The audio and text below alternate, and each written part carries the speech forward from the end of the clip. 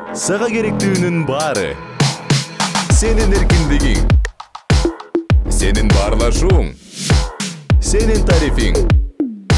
Сенин туура тандооң. Сенин номер 1 мобилдик операторуң. Переходи на О. Ассаламу алейкум достор, Атлет KG каналынын жалпы катталуучулары, бүгүн Көкбөрү улуттук оюнубуз тууралуу сөз кылабыз. Видеого лайк басып, өз пикирлериңизди калтырууну унутпаңыздар. Инстаграмдагы Көкбөрү оюнуна арналган Көкбөрү KG баракчасы бүгүн 16 февраль күнү бейрасмий тараптар Кыргызстандын Көкбөрү Федерациясынын президентин алмаштыруу жыйынын өткөрүп жатканын кабарлады. Аны окуп берели. Бүгүн бейрасмий тараптар Көкбөрү Федерациясынын жетекчилигин алмаштыруу максатында легитимдүү эмес жыйын өткөрүп жатышат. Федерациянын жетекчилигине жогорку кеңештин депутаты Акылбек Түмөнбаевди шайлап жатышат деп жазып чыгарышты.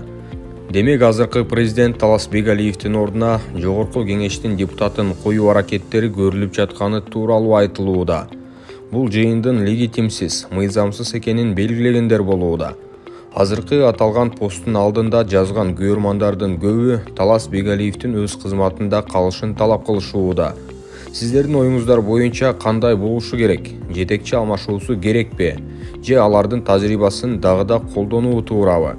Ошондой эле Көкбөрү ынтымак деп аталган баракча төмөнкүдөй маалыматты баракчанын тарыхчасына жайгаштырды. Окуп берели. Саясаттагы сасык интрига Көкбөрү Федерациясына жетиптир. Бир кезде улуттук оюнубуз Көкбөрүнү жакшы түшүнгөн, жеген ашын таштаган Талас Бегалиев Көкбөрүнү өнүктүрүп, өстүрөт деп кошоматтын коюн союп, Талас Бегалиевди далыга таптап президент кылгандар бүгүн далыга бычак урушту. Сөздүн кыскасы, мыйзамсыз съезд өткөрүп, федерацияга жаңы президент шайлашты.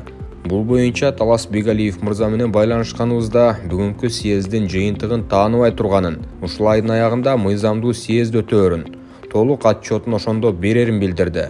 Кыскасы, кылгылыкты кылып, кылжып менен бууп койгон кошоматчылардын ойлогон оюн таш капты деп жазылат ал маалыматта. Мына ушундай достор, бул маселе боюнча өз пикирлериңиздерди жазып кетиңиздер.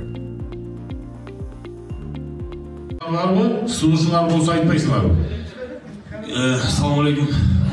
Акыл байке, куттуктайбыз. Мына жамаат баары ушул жерде чогулдук. Бакыт байке, 1-2 мүнөт убакыт чечпей, бирок чындапчы, ушунча эл келип атат. Эртең мынча жамаат топтош кыйын. Ушул жерден эле вицелерди чечели сразу. Главный судьяны биздин мына судейский коллективге коюңуздар. Главный судьяны судьялар өзү шайлап алабы? Мен сунушум айтсам болобу? Биз вице-президентке мен Баткен областынын калысы катары, бүгүнкү жыйындын комиссиясы катары мен Акылбек мырзаны көрсөтөлөм. Ассаламу алейкум жамаат. Бүгүн жакшы ушул болуп атат. Бул жерден байке, Акыл байке, ишиңизге келик. Бул жерден азыр биз жаз дегенде президенттикти шайлап алдыкпы? Андан кийин татыктуу жанагы Көкбөрүдө эң татыктуу кагаз алып бара турган Генсекти шайлообуз керек да. Генсек ошол кагаздарды таза алып барып, ошо Бакыт байке, Акыл байке жакшы жардам берген депчи. Мен ушул биринчи президенттен Генсекке коет элем да, ушул Генсекке мен улуттук борбордо старший тренер болуп жүрбөймүн. Генсектерден байкагашым өзүмдүн жеке оюм, жакшы алып барып кагаздарды түз баардыгын иреттеген боюнча ушул Рамис деген буга чейин вице болуп туруп борто кетип калбады эле. Ошол бала кагазды аябай таккен, кишинин жүзүн ылдый кылбайт. Эмне үчүн дегенде бүт банктын ордорду менен учурду да. Мен ушуну Рамисти жайылмыш Рамис деген буга чейин Генсек болуп иштеп, анан биз кандай бир себептер менен өзү жазып мен кеттим деп калганда, бул жерде дагы чоң бир нерсе бар да, аны айта албайбыз эми, өзү айтып бербесе. Ошону колдойт элем да, мен ошого сунуш катары. Добушка коюп койсуң, ушуну добушка коюп, добушка койсок дагы болсо көрбөсүк эле дагы.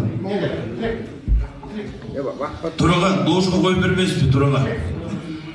Жакшы сунуш болуп атат. Рамисти койбойлубу? Кандай дейсиздер? Турага коюп бербейсиз. Урматтуу делегаттар, анда биринчи кандидат акылдуу вице-президентке. Жок, биринчи менен башталып. Кезектен башталганда